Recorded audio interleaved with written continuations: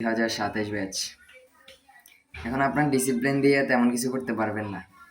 এই লাস্ট মুহূর্তে আপনার দরকার মোটিভেশন। সবসময় মোটিভেট থাকবেন পড়াশোনার জন্য। অনেক আগে, ধরো 1 থেকে 2 মাস আগে মোটিভেশন কাজ করে না, যেখানে কাজ করে ডিসিপ্লিন। তখন দরকার হয় ডিসিপ্লিন, অর্থাৎ রেগুলারলি পড়াশোনা করা। বাট এখন লাস্ট মুহূর্তে এসে রেগুলারলি স্মার্টলি পড়ার থেকে, মানে তুমি যতক্ষণ পড়তে পারতেছ ততক্ষণ পড়ো। এখন এটা দরকার, কারণ সামনে ফি টেস্ট। তোমার এখন এড়িয়ে থাকতে হবে এমন যে আমি যতক্ষণ পর্যন্ত আমার মানে পারতেছি ততক্ষণ পর্যন্ত পড়বো, এমন। যেহেতু তোমাদের সামনে পরীক্ষা, অনেকে নার্ভাস, অনেকেই মানে মনে হইতেছে যে পারবা না, পড়ছো বাট মনে হইতেছে পারবা না। অনেকেই ফ্যামিলি থেকে দিতেছে, প্রেশার দিতেছে।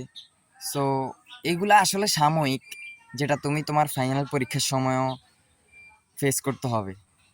এখন একটা রাইট ডিসিশনে যেতে হবে যে আমি এখনও চেষ্টা করলে আমার 28 তারিখের পরীক্ষা থেকে শুরু করে আমার পরীক্ষা শেষ পর্যন্ত একটা বেস্ট রেজাল্ট করে দিয়ে আসবো ইনশাল্লাহ। এটা আমারে দিয়েই সম্ভব।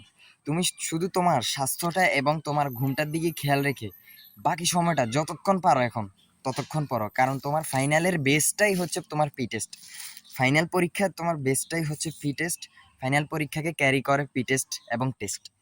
সো পি টেস্ট তোমার কনফিডেন্স লেভেল অনেক বাড়াই দিবে, এবং এমনও না যে পি টেস্টে খারাপ করলে এরপরে তুমি খারাপ করেই থাকবা।